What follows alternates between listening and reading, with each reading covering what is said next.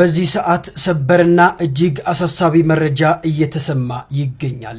የነዳጅ ዋጋ ከወዲሁ መጨመሩ እየተገለጸ ይገኛል። የዓለም ኢኮኖሚ የደም ስር ሊበጠስ የተቃረበ ይመስላል።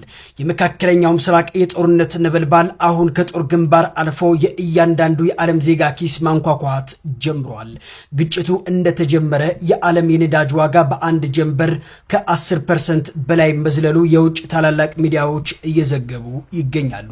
ይህ አስደንጋጭ ጭማሪ ገና ጅምሩ መሆኑ እየተነገረ ባለበት በዚህ ወቅት በቀይ ባህር ላይ ሌላ የጥፋት ደመና አንዣቧል።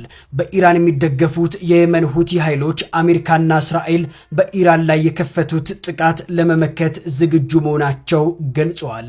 ቡድኑ በቀይ ባህር በሚያልፉ የንግድ መርከቦች ላይ የሚያደርሰውን ጥቃት ዳግም እንደሚጀምር በይፋ ማወጁ ተከትሎ ዓለም አቀፍ የንግድ መስመሮች በከፍተኛ ስጋት ውስጥ ወድቀዋል።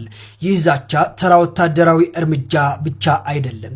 የነዳጅ ዋጋን ሰማይ በማድረስ እና እንዲሁም ደግሞ የሸቀጦች አቅርቦት በማስተጓጎል በዓለም ላይ የኢኮኖሚ ጦርነት የማወጅ ያህል እንደሚቆጠር እጅግ በርካቶችም እየገለጹ ይገኛሉ።